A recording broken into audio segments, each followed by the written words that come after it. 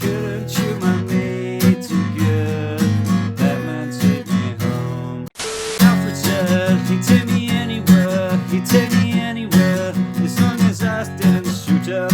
Alfred said he'd take me anywhere, he'd take me anywhere, as long as I didn't get in the Batmobile. Kiss Selina's lips, kiss Selina's lips, kiss Selina's lips, kiss Selina's lips, oh well, kiss Selina's lips, kiss Catwoman's lips. Something is missing. What is it? I'm thinking maybe if I tune this string down. Okay. Go away, phone, go. That was close. That nearly smashed into my laptop screen.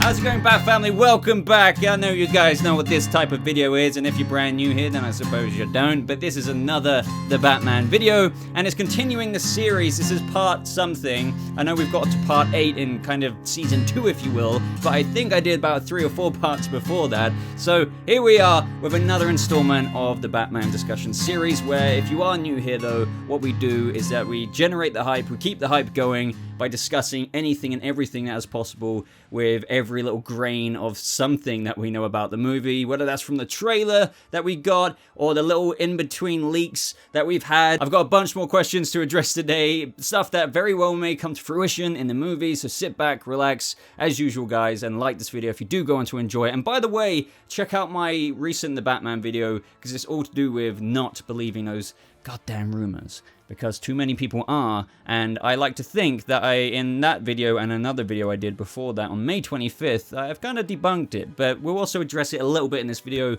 because I believe 1 or 2 questions may pertain to the Warner Brothers potential interference that people are worried about. But yeah, I'm going to shut up now and get on with question number 1. Question number 1 is from a channel member, Ben. Thank you for joining the channel, by the way. Just want to shout that out, because you've got a little emoji of the Bat Boba in the corner there, and you've got the little channel member icon. And you ask, do you think if the trilogy has time gaps, we could see film 1 exploring his early career and establishing himself as Batman, film 2 exploring his mid-career, about year 5 to 6, and establishing the Bat family, and film 3 exploring his late career about year 12 and how Batman retires, similar to Arkham Knight Full Protocol, and film 2 and 3 will also explore the Joker. So we've talked about time jumps before, if there are going to be any. Obviously there will be to a certain degree between films, but you know, is it a matter of years in one of the films that you're pointing out, or more than one of the films, so like 2 and 3, or is it just going to be months? Now, my personal standpoint on this is that I think Matt Reeves' arc for Robert Pattinson's Bruce Wayne is going to be in like a closed gap of time in his life, and what I mean by that is, sure, I'm not discounting like, you know, several months going by. For example, if you watch superhero shows like maybe The Flash in between seasons, it's kind of like, you know, several months that go by in terms of just like how we're on break waiting for the new season to air. I think it would be like that. I could be wrong. In one of the movies, for example, the second movie might only have a few months time gap, but the third movie might do the substantial time gap by a year or 2, so we maybe get Dick Grayson in the third film, so he's in like Batman year 3 or 4, whereas the second movie after the first movie could pick up like 5 months later. I don't know though. Personally, I do get the appeal of that, but I feel like Matt Reeves really wants to tell a cohesive arc, so to do a massive time jump with the rich stuff that this Bruce, the rich content is what I mean there, that they have to play with a Batman in this first film being 1 year 6 months in, so Batman year 2, that doesn't end right there with the first movie. He could make it end by doing what you're saying, and maybe what a lot of fans want to see, but then again, as I say, I think there's too many good opportunities to keep playing with what Bruce has learned by the end of the first film and carrying that on into the second film. So at most, I would expect like at very most, a year. But I think it's more likely 5 to 9, 10 months if that. That's my opinion. I would also prefer it to be that way because, well, without repeating myself too much more, I think this is all about exploring the Batman in his infancy, and the trilogy as a whole will kind of complete that arc, if that makes sense. I know this film is called The Batman, so he'll kind of don the title and he'll be really worthy of being the Batman by the end of the movie, even though he's already been active as the Bat in Gotham for a year and 6 months. But yeah, I really do feel like he'll earn his stamp, and not only the stamp of himself, but also the people of Gotham City, and all of that by the third film. Like, that might be done earlier, but I'm talking about full Dark Knight fruition, if you know what I mean. So Lucky Jr. says, hey Boba, I've really enjoyed all of these, the Batman discussion videos. I've been here since the first. Thank you, my friend. I'm so glad. That's what I love about you guys. You leave such lovely comments, and it seems that you're really enjoying these just as much as I am making them. So I really love this little community we have together. I could ramble on about that forever, and I've mentioned it before, but very grateful, guys. But my question for you is, do you think that the thugs seen in the trailer will hint at future villains? The obvious one is the member who resembles Two-Face, half the face paint, but there's also one who I think alludes to Azrael. Thanks for reading this, and always keep making amazing content. Thank you, dude. Yeah, this is kind of like an old question everyone was pondering, and I think that does ring true. I mean, I can't guarantee anything, but nothing isn't when usually making a movie or a production. Things like this are very deliberate. So yeah, I know a lot of people saying these are probably Penguins, thugs, this, that, and the other, but regardless, the face paint does definitely hint at maybe, because there's still a lot of nuance in this film that I think we don't have the full details on. There's lots of rumors, and what I'm pertaining all of this to is that the existence of Gotham's villains already out there. Obviously not every single one of them, but there are some. And I don't think Harvey Dent is out there as in like Two-Face mode. I think Harvey Dent, the legal attorney, shall I say, is out there, but he might not have even reached DA yet. And as I've speculated before, this could happen after Gil Colson's death, the current district attorney. So that wouldn't really make too much sense with, obviously, oh, well, how can that hint at Two-Face if that isn't or if Two-Face isn't out there in Gotham? But that doesn't really matter. Put that to the side. It's still like foreshadowing, if that makes sense. Or you could just put it down to, but this just Halloween makeup, whatever, right? But it's also resembling villains that we know from Batman's Rogues Gallery. So I think that's all I put it down to. Most likely cool little Easter eggy stuff. Maybe one or two of them do resemble a villain that is out there right now, but I still wouldn't read into it too far because I think there are some villains who aren't quite even in their infancy yet, like Harvey Dent, who might not even walked down the Two-Face path. Next question's from Joe Angel Capri, I believe. So thank you for your videos. What do you think about them killing villains in the new Batman film? I feel like Nolan's Batman and the actors did such a good job with Two-Face, and then they killed him. I think they should keep these villains alive, and if you're going to kill him, let his or her death be good enough. Well, they aren't truly gone. Well, my stance on this, and maybe some of you remember this, is I really don't like it. For example, in Birds of Prey, I didn't like how Black Mask died. Do you know what I mean? Like, I mean, fair enough if it's like a one-off every now and again, but I don't know. My stance is, especially in Matt Reeves' Pocket Universe, where he's really getting his own way, that villains should be apprehended and put in Arkham or whatever. So, you know, it maintains the comic book kind of formulaic approach to, oh, in the future, even though we're not going to get 20 films, we like to think that this Robert Pattinson Batman is going to see Paul Dano's Riddler spring out again one day in like year 12. Do you know what I'm trying to say there? I feel like that adds a lot of comfort level layer for me, and very good source material accuracy. Sure, villains die in the source material, but yeah, just because you've introduced Paul Dano in the Batman, don't kill him. He doesn't have to be killed by the end. Now, I'm not saying that's going to drive me mad if that does happen, especially with how Reeves really, with his Batman, he says he wants to do his Batman, but I feel like his Batman is the Batman, so I feel like what he's bringing to screen is very accurate. So with that said, and with everything falling in line with such accuracy from what we've seen, and it's amazing, as you all know, through the things we talked about, pointed out, I would like to think that Matt Reeves isn't just going to kill villains willy-nilly, if you know what I mean. If it does happen, it will probably be fitting, but other than that, I like to think that Robert Pattinson's Bruce Wayne's going to follow suit with the comics and everything like that. No kill rule. and he's got to put them in Arkham. And yeah, I'm not saying Batman's going to kill them, even if they do die. I mean, if it were to happen in Matt Reeves' movie, it would happen through an environmental factor or someone getting crushed by a bunch of, like, a building. Do you know what I'm trying to say? It wouldn't be Batman killing them, because I'm very adamant and confident that Matt Reeves won't have his Batman kill. So yeah, my vote would be that Matt Reeves is just going to try and play it as close to Batman and what he would do, and that is to lock them up. Next question is from Philo B. Good? I don't know, but hey man, love the stuff you put out. Always very insightful, well thought through, and from a narrative standpoint, thank you very much, dude. So who do I think would make a good love interest for this Bruce? Obviously, we have Catwoman. Sorry, I just had to sneeze there, but surely they'll do the whole dichotomy between good woman versus bad woman thing to kind of add drama, like Miranda versus Selina in Rises. Like, will we get a Vicky Vale or something to that effect? So you raise a very interesting point that I haven't really considered. My first instinct, or like, you know, of what I gauge with all of this is that was probably unlikely. I mean, it is possible. I can't rule that out. I would like to think if that would happen, it wouldn't be in our face.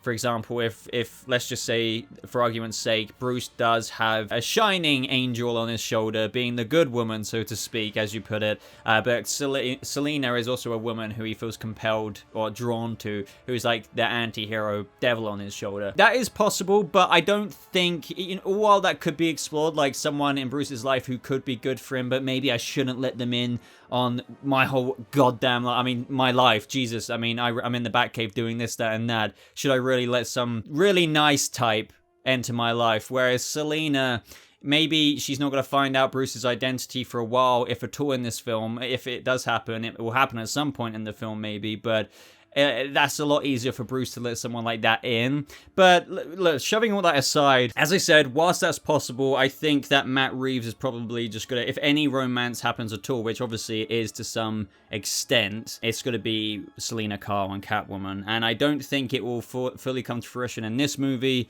I think Zoe Kravitz is good, like the arc between Bruce and Selina will potentially span all three movies. At least that's the obvious path to go down.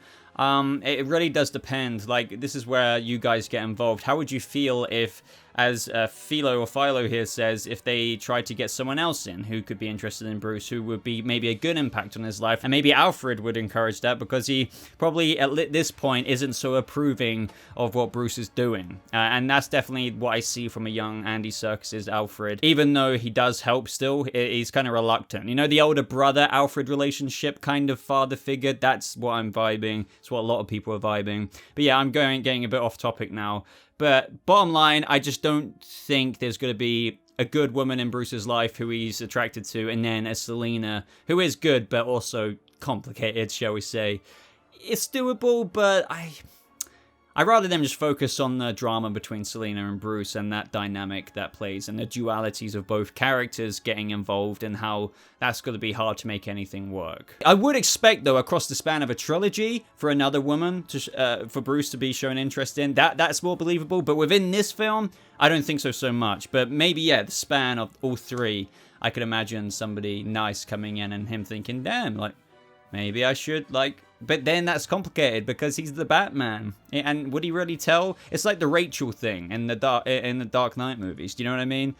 I don't know if Bruce would go for that because of the complex shite that he has to deal with. All right, and we got another question from Issa saying, if the movie leads on to the sequel having Penguin as the main villain, do you think he should be solo, and that way they could go deep into his story, or would you make him a co-villain alongside someone else? And who else would you choose? Firefly, for example, is who I would choose. So, so no matter what, I think in these movies there will always be poised up to be this main antagonist. So in this movie, it's the Riddler, Edward Nashton, Paul Dano's Riddler. But as you know, there's going to be other little world-building aspects to Gotham. For example, there's rumors, as you've all heard by now, maybe he might go visit Joker, because he might already be Joker in this adaptation, but the romanticized dance between them, as I go on about all the time in these videos, it just hasn't started yet. Think Arkham Origins, you know, where Joker's out there, he's causing us crime, Batman saved him. I literally mentioned this in my last video, but it's just such a good example, I think.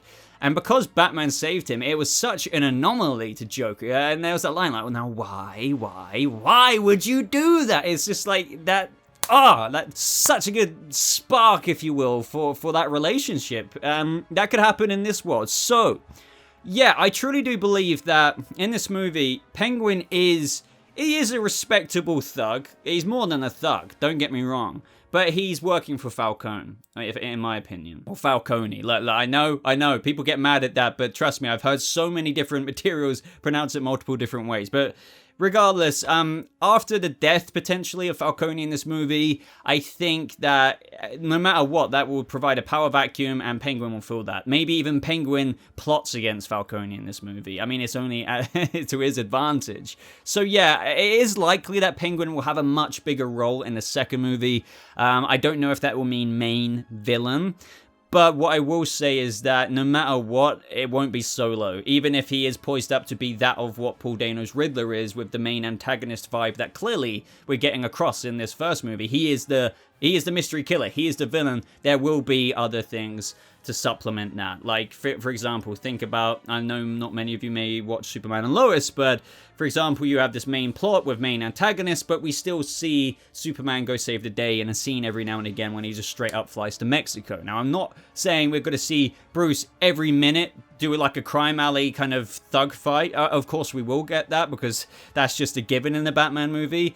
But yeah, there could be something like, as you said, a lesser villain that leads into something, or as Bruce goes through the criminal underworld to figure out the next narrative kind of plot in the second movie, he runs across Firefly, as you said. As for who it should be, that's honestly a difficult one for me to answer, just right off the top of my head, because there's so many, and it's almost, I have to be careful to choose, because if I just said somebody as random as ventriloquist, well, I don't think that's correct to say, because if he bumped into someone or one of the bigger Rogues Gallery members like that, you would get fans complaining, well, why was he such a fleeting part in the movie? That character deserved more screen time, kind of thing. So that's all going to be carefully curated, but I guarantee you, like, I really believe this with every fiber of my being, all while we're getting big antagonists in these movies, you can be very sure that Matt Reeves is going to do a grander world building with the infancy. Just like how Batman's in his infancy of his career, so are the other villains. That's an obvious one through just looking at Riddler, but we will see that with Penguin, obviously, maybe going up into Falcone's position in the second movie, but as a result, you could see the forging beginnings of, Mr. Freeze or someone like that. But it's so hard for me to call that right now in terms of, like, maybe I could ponder this in a whole separate video. It's a good video suggestion, to be honest. Now, next question is from Kumiist saying, I really like this one because I think we spoke about this before, but this hasn't been touched on in a while, and there's such, this could bear such fruit, if you will, for Batman fans. So I really hope Bruce tries the drops to see how they work and has a bunch of hallucinations. Now, where do I start with this? There's so much potential, because I don't think, as you're putting it, Bruce is just going to be like, blink, and then, like, he's just going to be tripping. But there are so many theories with the drops, because no matter what, they are a big part of the film. And there is, I don't know to what extent it really will be massive. I can't call that, but they are obviously a problem. Gotham it is a problem in of itself, but now the Gotham Health Department are putting up ads everywhere saying, you need help stopping drops, contact us and the Gotham Health Department on this number. And these drops, the logo is reminiscent of a Scarecrow type hood, or maybe a red hood with a Joker smile. It's really open to interpretation there. I've lent both ways, to be honest, at certain different times. The Joker could already be in Arkham because the drop started with him. There's ideas like that, but the drugs and the drops continued distribution after that, even though they were chemically created by Joker or Scarecrow. Like, enough speculation with that. And on to what you were saying. Bruce being interacting with these drops, I don't want to say it's copying, like, when Christian Bale's Bruce got dosed with fear toxin from Cillian Murphy's Jonathan Crane, and he was like, Alfred, on the rooftop, and then Alfred luckily got him and saved him. What I'm about to say does really mirror that almost too much, but one way, and what we do know is Batman ego is such a huge part of this movie. And without me going into a massive Batman ego fanboy mode, because it really is so perfect for what Matt Reeves is going for. It establishes the no-kill rule and all kinds of things like that. Well, what could these drops do? In Batman Ego, the duality of Bruce Wayne is truly explored. Like, for example, Batman, so he literally like hallucinates Batman, the big engulfing Batman, and then Bruce is talking to him, and that could happen through that, and it could establish the things that that comic book establishes. You guys really need to know the story if you don't know it already, and I've talked about it enough in many videos, but you know, long story short, the duality of Bruce, the sides of him, like the Batman doesn't like the Bruce Wayne part, because Bruce Wayne's getting a bit too soft. He's like, there's not enough drive and compulsion. But, you know, Bruce Wayne is the more humane side and doesn't want to kill and this, that, and the other. But Bruce Wayne kind of wants to get rid of the Batman part, because he's just like, well, I can't kind of keep doing this. The job of being Batman, shall I say, is just kind of wearing him down, literally and mentally, as we see in this trailer, which, and as we know, this film is very much so going to explore the mental health. And this is stuff that we've known anyway through Matt Reeves just even speaking the words Batman ego, which is in of itself the personification of a Batman mental health story. So with this duality of Bruce Wayne and him like kind of wanting to get rid of each other, Batman thinking you don't have enough drive, you're not willing to do this, you're not, there's no obsession, that part of him is the obsession. And that internal conflict from both sides opposing each other, it's so fascinating that the drops could provide a moment like that. I don't know how it would be done.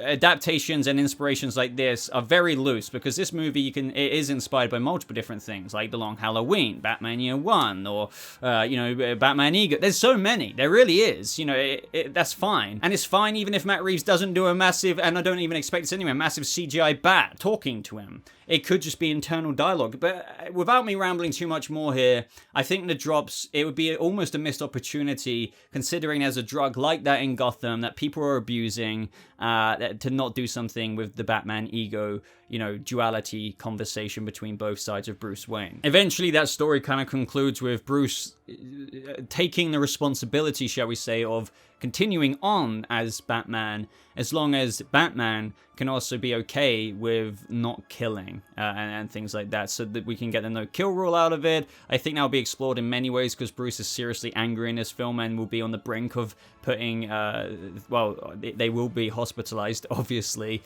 thugs, but also maybe on the brink of dying.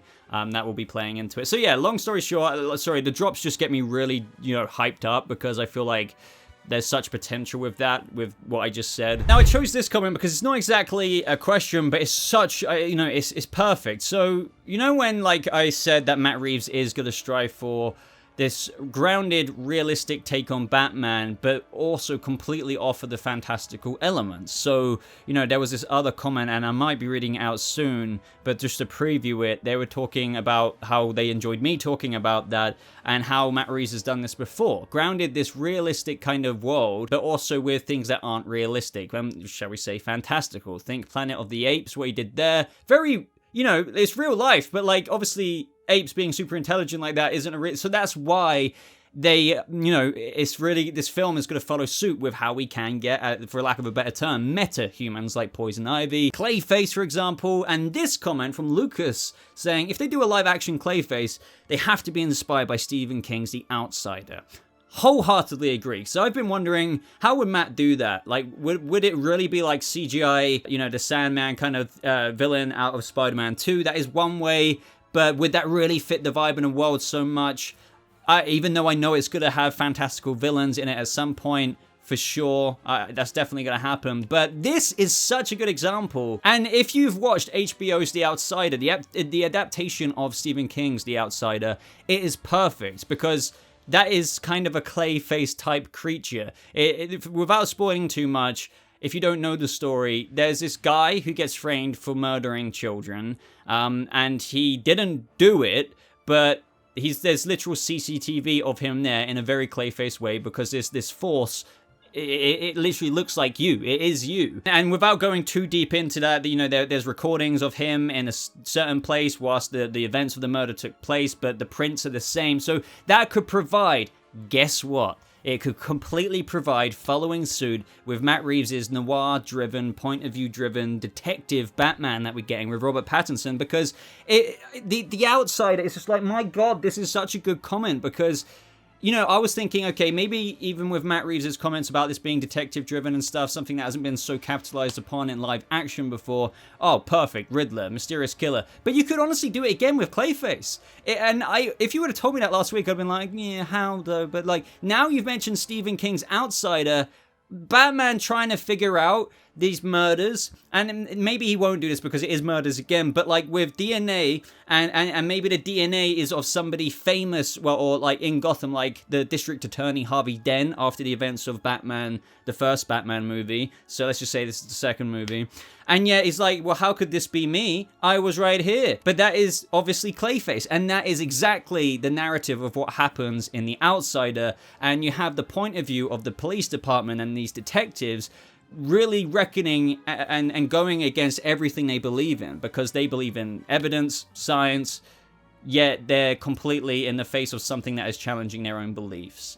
And obviously in that, it's supernatural, this supernatural kind of evil force, but Clayface fits the shape perfectly. And so trust me, if you haven't watched HBO's adaptation of Stephen King's The Outsider, do it. I haven't read the book, but the HBO show is one of the better Stephen King adaptations in my opinion. I really liked it. It's got Ben Mendelsohn in it. It's also got Jason Bateman. He's the guy who's been framed for the murder. It's bloody brilliant. It's fantastic, and you can probably tell I'm just on fire right now with this comment, because it's a perfect way to do one of the more fantastical villains of Batman, or should you say quote-unquote unrealistic maybe, in a realistic kind of way that fits the tone and vibe of this movie.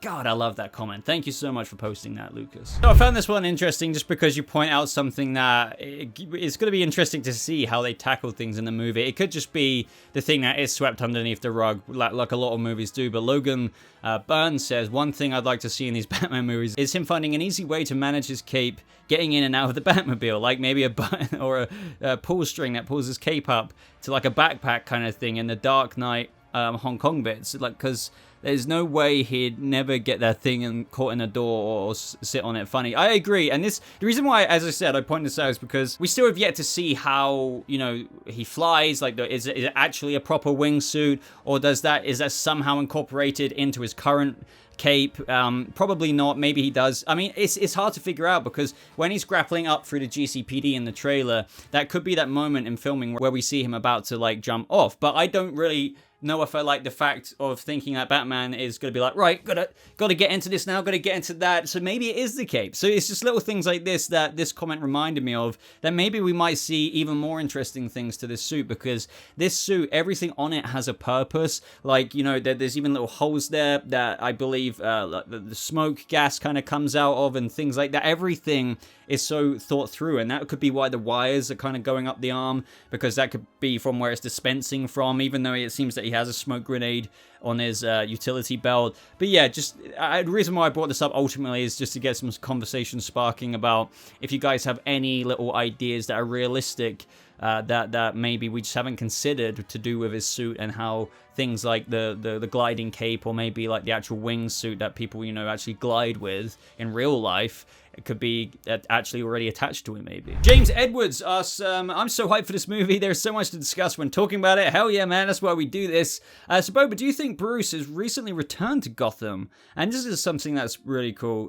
So, as he recently returned to Gotham, like he has been Batman for a year, but publicly, Bruce hasn't gone out, and Alfred's the only one who knows that he's in Gotham. So, it's an interesting thing to consider, but I would say, you know, just right off the top of my head, no. I don't know how Bruce Wayne could return to Gotham and not be seen. I mean, it is possible if he was forever in the Batcave. I mean, that could be something that honestly could be explored. I would say it's unlikely, but I have to give credit where credit's due. That could be explored. If he managed to get back into Gotham, and he was in pure Batman mode, well, whenever he goes out, as you point out, he's in the Batman suit. So when he returns to the Batcave, that's when he takes the armor off, and, like, you know, Alfred brings him food, and he showers, you know, where he showers, and he can do that. And that could be one way. And that could be a good way even for Matt Reeves to help explore the duality of Bruce Wayne, because a lot of people are talking about Bruce does even Bruce have the mask yet? Because Bruce being the mask and Batman being his real identity. And people were saying, should he look that angry in the church scene? Because that's not exactly Bruce blending in so much. And then little comments like that. So maybe, you know, what we are seeing in the movie, just to entertain your idea here, like Bruce has only recently kind of come out. And that's, you know, we've seen him get asked questions by reporters as he was heading up to the funeral for the mayor. So that's very, you know, typical Bruce Wayne. Bruce Wayne, you know, Master Wayne, can you tell us, you know, fair enough. That typical Gotham reporters there. And that would happen at any time, by the way. That doesn't mean he's just come out. That will happen even like if Bruce Wayne has been out in the open returning to Gotham. The prodigal son of Gotham returns kind of thing. It will always happen. Everyone wants to, every interviewer or reporter will ask him questions at any given time. But yeah, no, it's just interesting because I never considered this. And it does, to be fair to you, kind of match a certain part of the vision that I could actually see happening in some way. I don't think it will, but like, it wouldn't surprise me if Bruce was so deep in this criminological experiment that he didn't care about going out into public as himself. He's just full Batman 24/7. And then throughout this movie, maybe through Alfred's encouragement, etc., he encourages that Bruce Wayne needs to make public appearances as well. And that's how, just like everyone's been commenting, oh, I wonder how they're going to do the Bruce Wayne mask. How much of that are we going to see? Well, this is the way to do it. What if, the past year and 6 months, he has returned very low-key. Alfred picked him up. Nobody really knew he returned home, and he's just been in the cave the whole time. Yeah, that's more or less easy enough to do. I know I'm repeating myself and rambling, but this is actually a really cool idea. I really like it. I would say, though, ultimately, he has been out in public. It's more likely to me. But now I've heard this, especially with how driven and this Batman is, because it's just 1 year, 6 months into his criminological experiment, that he's obsessed with doing it all the time and doing it right, that he actually hasn't come out in public, but he will finally kind of realize that maybe he should. And that will be happening in this movie. But could go either way, and I'd love for you guys to explore James's suggestion here, because it's actually a really good one. So this question is from I do not know how to, But either way, there is one sad possibility. So I'm going to ask a question about that. Do you think Warner Brothers is going to destroy this movie in the editing room? No. As I said in my Stop Believing the Rumors video the other day, I wanted to debunk why people thought that, you know, Warner Brothers would interfere with this, because Matt Reeves has explicitly said before in years past that he doesn't need to do Batman. If he does do Batman, he wants to do his Batman. And he gives the respect to Warner Brothers, saying this is their character, it's their prerogative. Like, you know, if they want to do something a certain way, that's okay as well. But that he's also saying, but that doesn't mean I'm going to sign on to it. You do what you want, it's your characters. But if I am going to do it, I'm going to do Batman my way and in my vision. So, like, he said those words. Like, I'm abbreviating, but I'm telling you, this is why you need to watch that video about not believing the stupid rumors that certain content creators are pushing, articles are being written about, because Matt Reeves, these reshoots, Matt Reeves and him resenting each other and all these things, no, like, there would have been something signed on paper for Matt Reeves to agree that he wouldn't have creative disruption in his vision. That's why this is in its own little pocket universe. The evidence for Matt Reeves maintaining his vision of the Batman is so concrete, yet you still get naysayers. And I'm not saying you are, by the way. It's a genuine question. Like, so will they still destroy it in the editing room? No. I'm very confident that they won't, for the reasons I said. As I said, check that video out. But in this video on this question, just because we've been ticking on for a while now, at least that's what my Audacity recording is telling me. So Quick Soul asks, do you think there will be a version of Ra's al Ghul or Ra's al Ghul in this universe? And also, what do you think his part would be? Like a short cameo in a newsletter or in a full movie villain? Love your content, bro. Keep what you're doing. Always nice to nerd out in these videos. Thank you.